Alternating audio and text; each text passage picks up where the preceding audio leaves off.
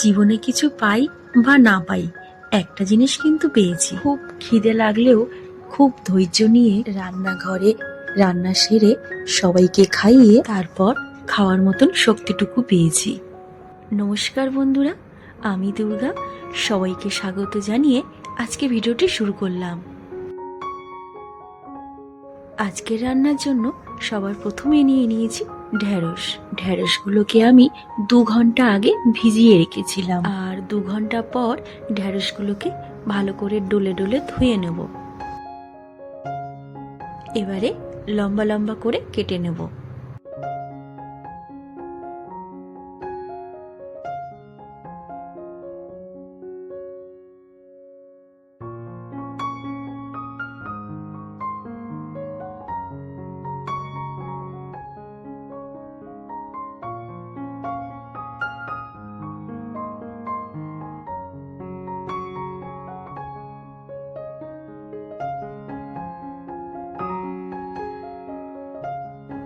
দেখতে দেখতে আমার ঢেঁড়সগুলোকে কাটা হয়ে গেছে।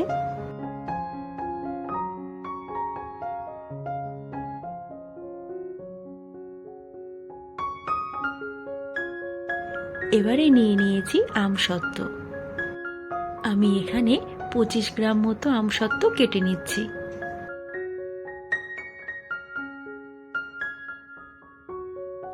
এবার আমসত্ত্বটাকে ছোট ছোট কিউব করে কেটে নেব।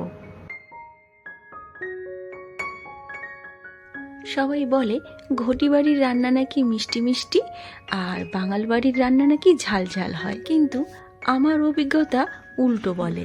আমার মা দিদিমারা পূর্ববঙ্গের মানুষ আর শ্বশুর বাড়ির লোকেরা হলো ঘটি।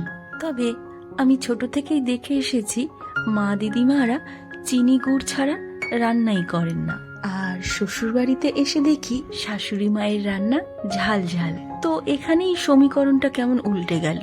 সে মিষ্টি তরকারি হোক বা ঝাল তরকারি হোক, এটুকু মানতে হবে যে বাঙালির রান্নার তুলনা হয় না। গ্যাসে বসিয়ে দিয়েছি একটি ফ্রাইং প্যান, তাতে দিয়ে দেব সর্ষের তেল।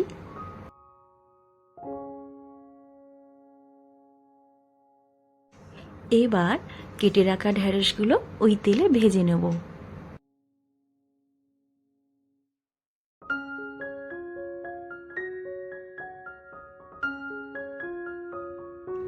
সাথে একটু নুন আর হলুদ গুঁড়োও দিয়ে দেব।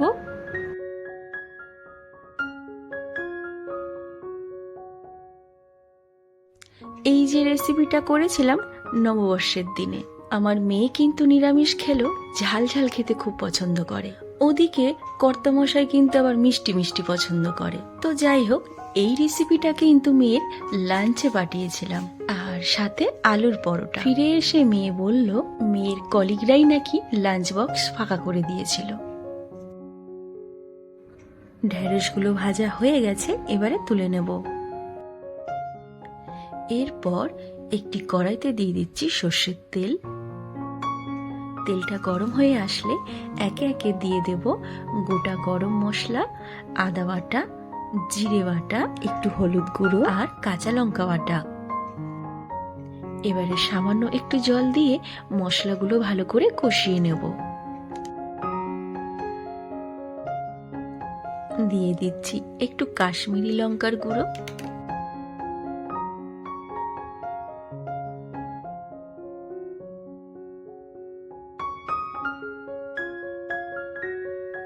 স্বাদ মতো নুন দিয়ে দিলাম।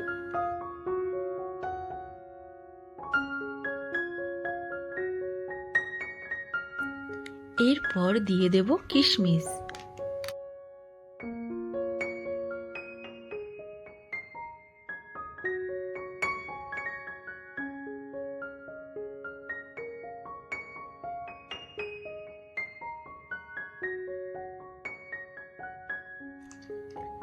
এবার দিয়ে দিচ্ছি বেশ কিছুটা টক দই।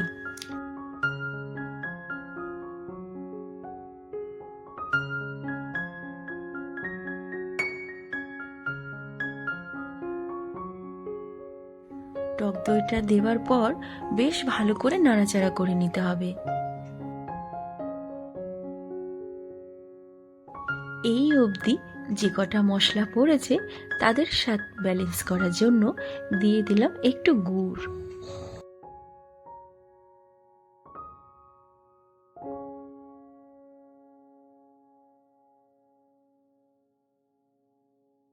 এবার দিয়ে দিচ্ছি ছোট ছোট করে কেটে রাখা পনির।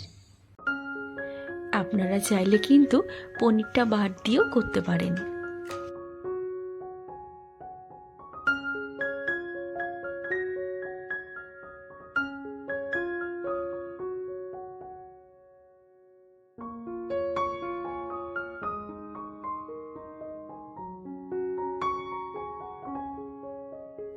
একটু সামান্য জল দিয়ে কষিয়ে নেব।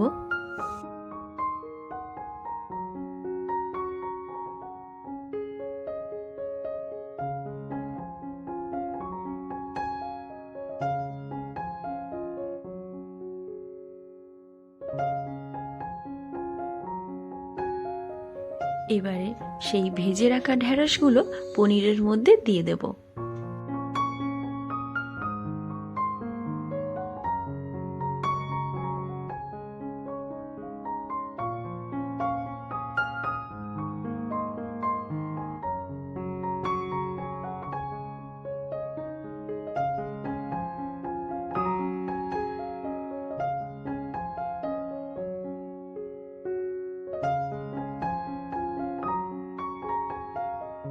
ঢেঁড়সটা দিয়ে কিছুক্ষণ কষানোর পর দিয়ে দেব আরো একটু জল।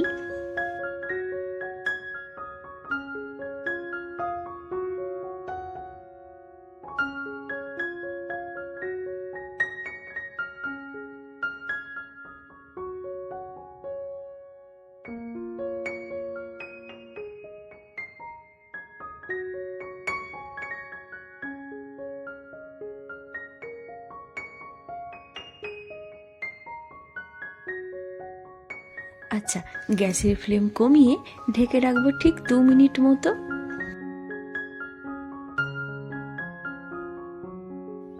2 মিনিট পর ঢাকনাটা খুলে দিয়ে দেব পোস্ত বাটা।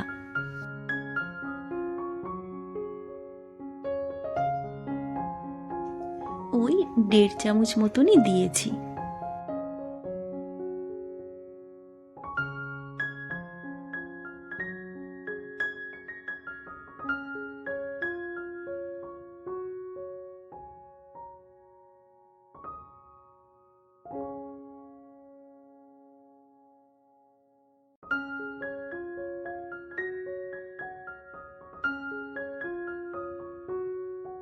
ওই যে সেই আমসত্ত্বগুলো কেটে রেখেছিলাম না, সেটা এই পর্যায়ে দিয়ে দেব।